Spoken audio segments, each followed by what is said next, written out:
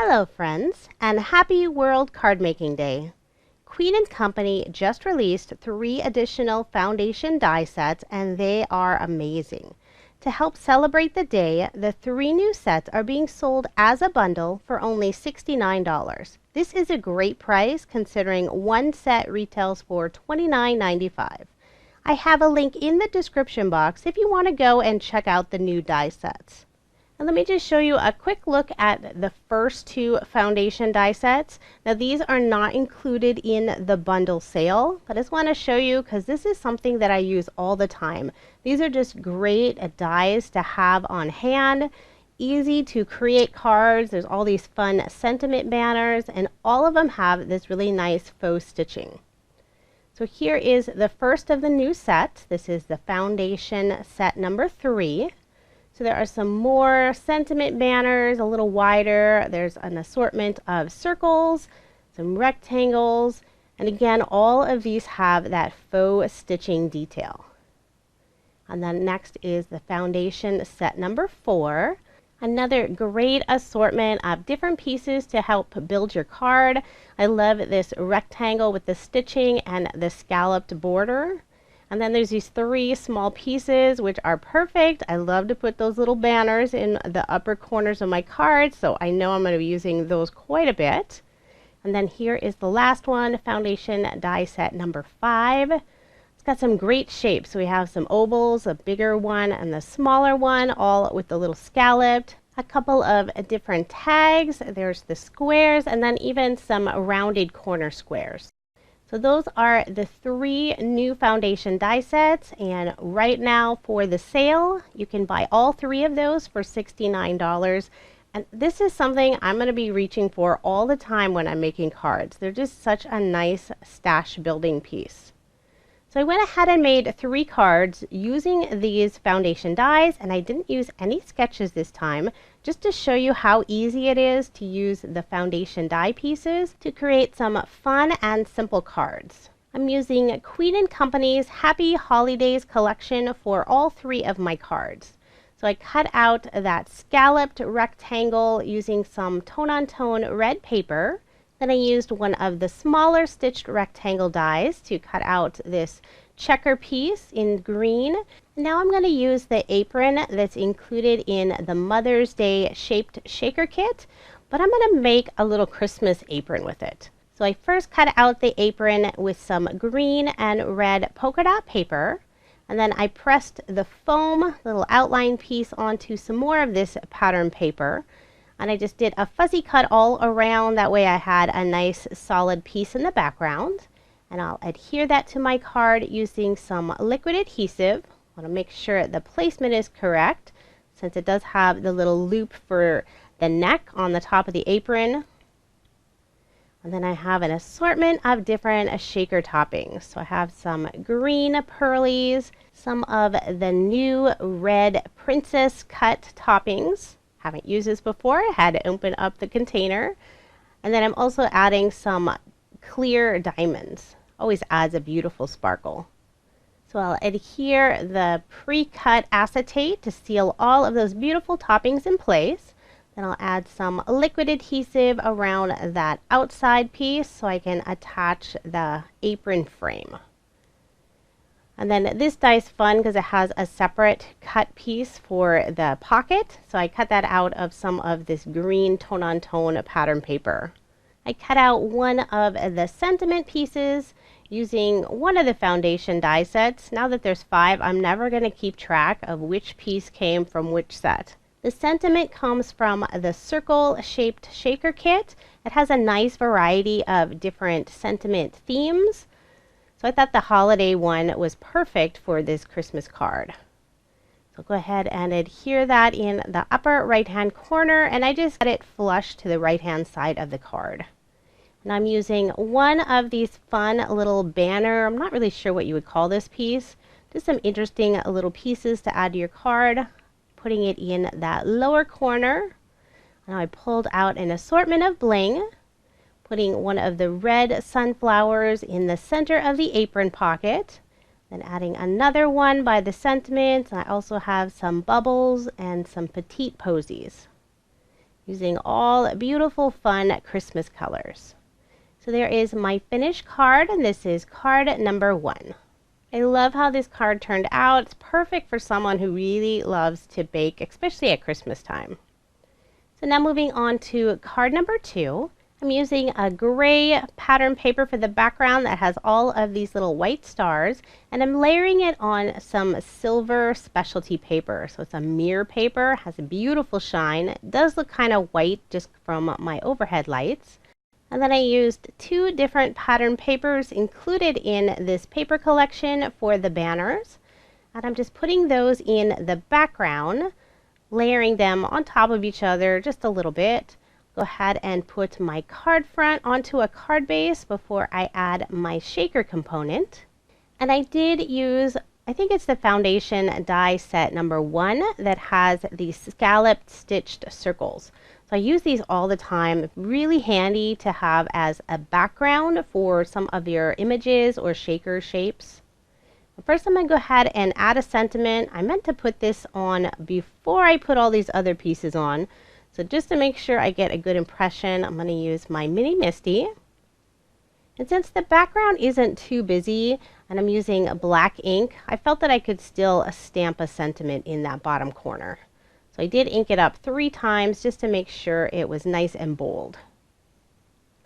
So now I'm going to use the little mixer, and this is also from the Mother's Day shaped shaker kit.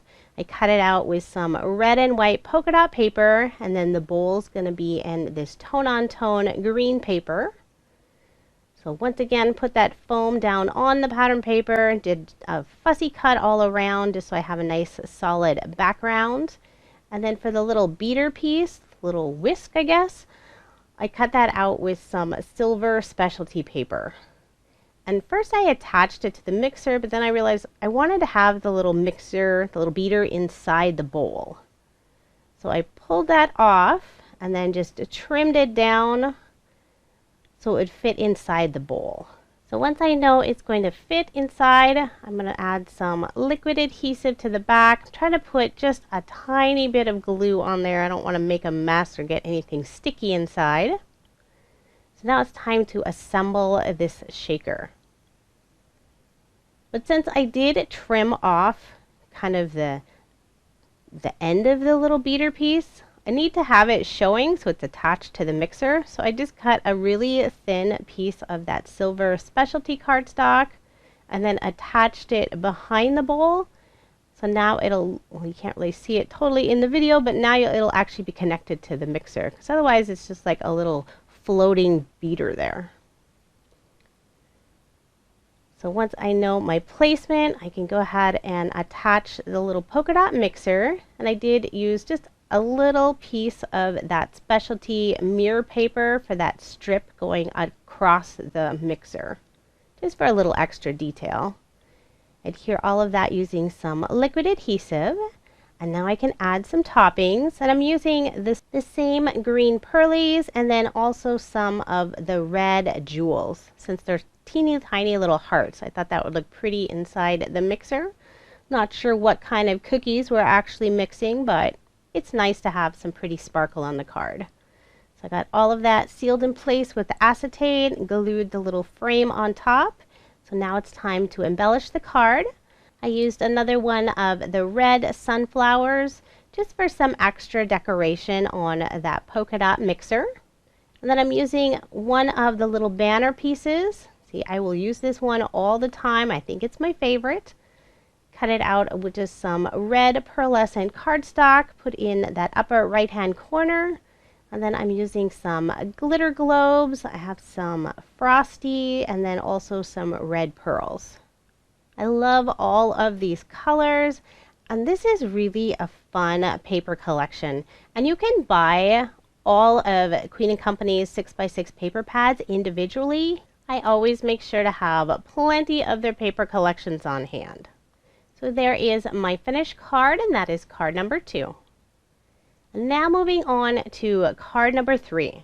So one of the dies included in, I believe it's set number 5, is a square with the little rounded corners. And as soon as I saw this piece, I knew it would be perfect for a card design that I do quite often, especially when I get to the end of a paper pad, since I love to finish off 6x6 paper pads. So this is great to use up those tiny little scraps that you don't want to waste because this paper is so pretty. So I used it to cut out 4 different squares using different pattern papers. And since it's all in the same paper collection, they coordinate beautifully. So I just layered that on some red cardstock using some green cardstock for the background. And then I used one of the stitched sentiment pieces. I'm going to stamp a sentiment using, I'm not sure which collection this one is actually from. It's one of Queen & Company's. They have a few and they have great sentiment stamps, so I use them all the time. So I'm going to layer this little banner in some darker green cardstock. And I'll be putting that right below this little assortment of squares. So first I'm going to go ahead and put my card front onto a card base. And then I also used one of the stitched circles that's in one of the foundation sets. I'm going to put that right in the center. So that's perfect to put a little image. Or you could always put some ribbon at that bottom piece and then put the sentiment in that circle. There's so many options. Just super easy with these fun foundation die pieces. But I'm going to put an image. So I have the little gingerbread and I'm actually using just the inside piece from the die. This cute little gingerbread die is included in the Happy Holidays kit. So I'm adding the little buttons on him, or her, I guess. And then I also cut out the eyes and then the mouth. And just a heads up, if you've never used this little die before, the eyes are super tiny and the mouth is really thin. So I'm trying to use a smaller tipped glue, but unfortunately mine just kept kind of oozing out. So I kept wiping it off so I wasn't going to get a ton of glue. And then I'm using my little jewel picker tool to try to hold those tiny little pieces in place. And then you can't see it, but I ended up dropping that mouth onto my craft mat, so I had to get another one and put some more adhesive on the bag and then get it in place. But it all turned out. I love this little gingerbread, super cute. So I'm going to go ahead and pop him up using some foam tape. And then just going to place that gingerbread right in the middle of that white circle. This is one thing I love about Queen & Company's kits is you can use the dies even as non-shakers. So then I pulled out another one of these fun little stitched embellishment pieces, I guess, to put in that upper right-hand corner. So I love that there's 4 different pieces that you can use. You can mix and match them. And now for all of the fun bling, using glitter globes, some of the jelly gems, and then also the red pearls. This really is such a simple card design, but there's so many ways that you can change it up, and it's just great to use up those last small scraps of pattern paper. So now here's just a quick recap of the 3 cards I made using Queen & Company's brand new foundation die sets.